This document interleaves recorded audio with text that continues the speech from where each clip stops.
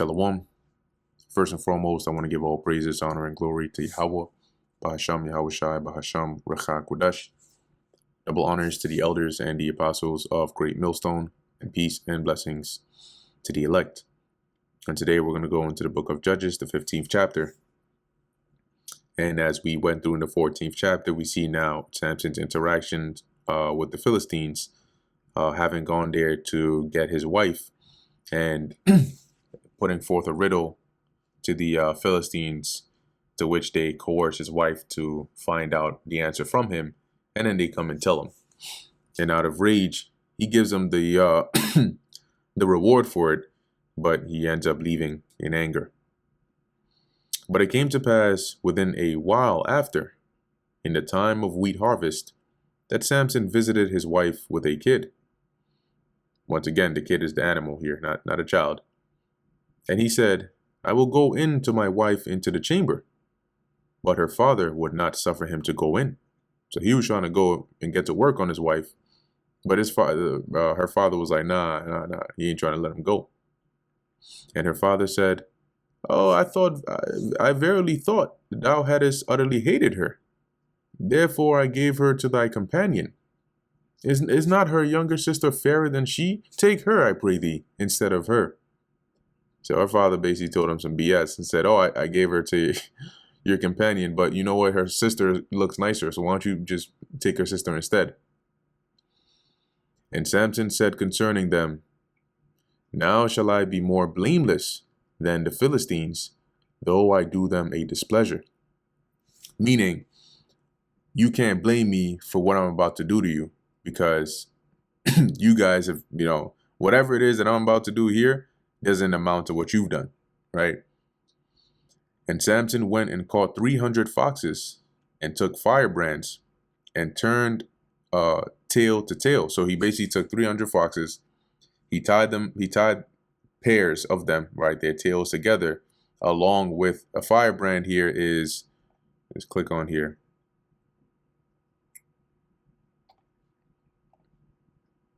Like it says here, a torch, right? But it looks, you can imagine, fire brand.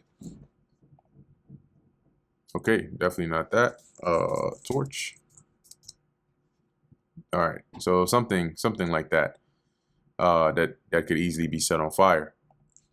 So he ties the foxes, the tails together, and put a firebrand in the midst between two tails. So each pair of fox, with their tails tied, had one firebrand tied to it. And when he had set the brands on fire, he lit it up.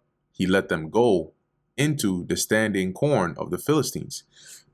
So he basically lit their fields on fire using this method, and burnt up both the shocks, which are the sheaves, because remember, this was during the harvest time, and also the standing corn with the vineyards and olives, and that was a lot of damage. Then the Philistines said, who hath done this? And they answered, Samson, the son-in-law of the Timnite, because he hath taken his wife and given her to his companion. And the Philistines came up and burnt her and her father with fire. So they were basically like, they blamed them. They said, why the hell would you do some shit like why the hell would you do some shit like that to him, of all people? Now look at what he has done. So they went and basically burnt them. And Samson said unto them, so now Samson was even more mad. Though ye have done this, yet will I be avenged of you after, and after that I will cease. So basically, Samson said he was going to take vengeance for this, and after that he would be avenged, and then he would calm down, because they had burned. He was mad and set their crops on fire because of what his father-in-law did. But now, after them going and burning his father-in-law and his what was supposed to be his wife, he was even more upset. Hence, as it says, and he smote them hip and thigh, which is a way of saying it was a great, slaughter. With a great slaughter, and he went down and dwelt in the top of the rock Etam. So he basically did a lot of damage there. Then the Philistines went up and pitched in Judah, and spread themselves in Lehi. And the men of Judah said, why are ye come up against us? And they answered, To bind Samson are we come up, to do to him as he hath done to us. So that troublemaker over there, he's the one we coming for. And 3,000 men of Judah went to the top of the rock, Etam, and said to Samson, Knowest thou not that the Philistines are rulers over us? So did you forget that we're under them? What is this that thou hast done unto us? And he said unto them, As they did unto me, so have I done unto them. So, they came in and I didn't just go and cause trouble. All right. They're the ones who started it and messed with me, and I just paid them back.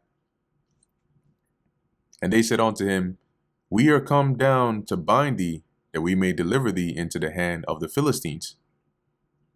And Samson said unto them, Swear unto me that ye will not fall upon me yourselves.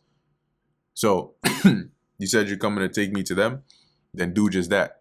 But you got to swear that you're not going to try to attempt to kill me.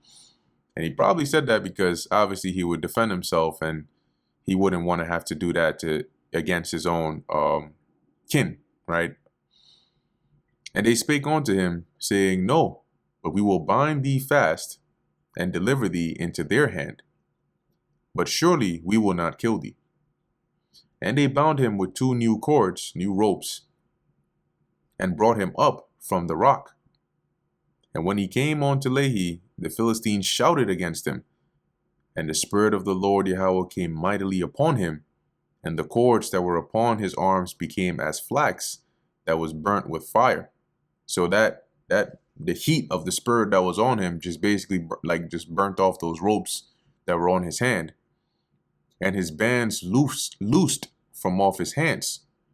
So he was basically powered up at this point, and you can tell that it wasn't going to be a good day for those Philistines.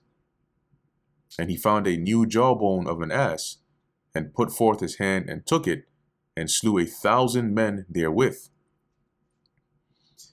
And Samson said, With the jawbone of an ass, heaps upon heaps, with the jaw of an ass, have I slain 1,000 men. And it came to pass, when he had made an end of speaking, that he cast away the jawbone out of his hand, and called that place Ramath Lehi, which means height of a jawbone. Cool.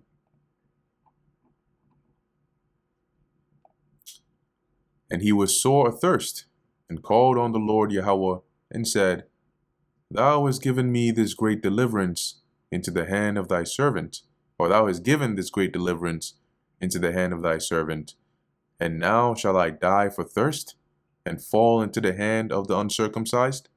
So you delivered them into my hand, I slew them all, but now I'm so thirsty, I'm about to die. Is this, is this how I'm going to go out?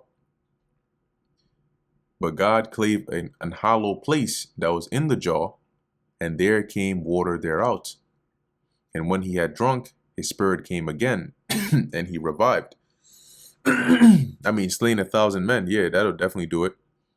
And no wonder he was exhausted. Wherefore he called the name thereof En-Hakkore, which is in Lehi unto this day. And he judged Israel in the days of the Philistines 20 years. Let's look at that word, that name. Which is spring of one calling. And that brings us to the end of the book of Judges, the 15th chapter. Lord willing, that was edifying to the elect.